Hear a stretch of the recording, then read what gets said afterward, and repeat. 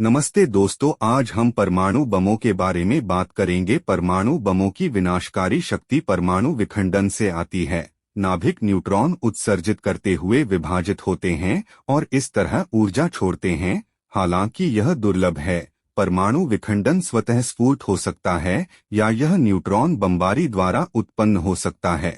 लियो सिजलार्ड ने सुझाव दिया था कि यदि कोई परमाणु एक न्यूट्रॉन को अवशोषित करता है तो वह विभाजित हो जाएगा और कई न्यूट्रॉन छोड़ेगा, जिससे एक श्रृंखला प्रतिक्रिया शुरू होगी। 235 के परमाणु द्रव्यमान वाला यूरेनियम समस्थानिक और 239 के परमाणु द्रव्यमान वाला प्लूटोनियम समस्थानिक इसके लिए सबसे उपयुक्त हैं, क्योंकि प्रत्येक विखंडन घटना के साथ 2 या 3 न्यूट्रॉन निकलते हैं। श्रृंखला प्रतिक्रिया के लिए पूर्व शर्त यह है कि विखंडनीय पदार्थ एक सुपरक्रिटिकल अवस्था में प्रवेश करे, यानी इसका द्रव्यमान और घनत्व न्यूनतम मान से अधिक होना चाहिए। स्वतःस्फूर्त विखंडन द्वारा छोड़े गए न्यूट्रॉन नाभिक से टकराते हैं और उन्हें विभाजित कर देते हैं। इस प्रकार और न्यूट्रॉन निकलते हैं और एक श्रृंखला प्रतिक्रिया शुरू होती है।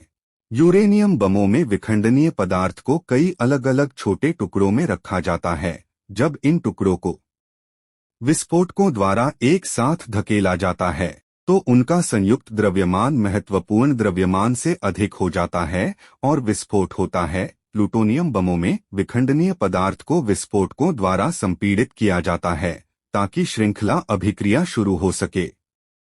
नैतिक स्थिति और इस प्रकार श्रृंखला प्रतिक्रिया शुरू होती है।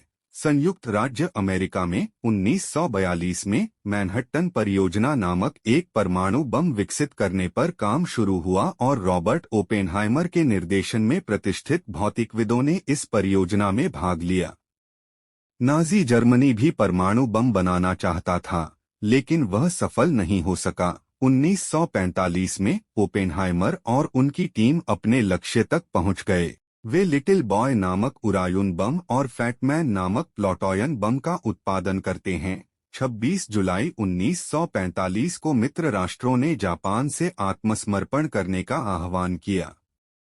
जब जापान ने अल्टीम एटम को अस्वीकार कर दिया तो फैटमैन को 6 अगस्त को एनालॉग जी नामक B-29 बमवर्षक के साथ हिरोशिमा पर गिरा दिया गया और फैटमैन को 9 अगस्त को लिटिल बॉय बॉक्सकार नामक B-29 बमवर्षक के साथ नागासाकी पर गिरा दिया गया। 2 हमलों से अविश्वसनीय विनाश हुआ।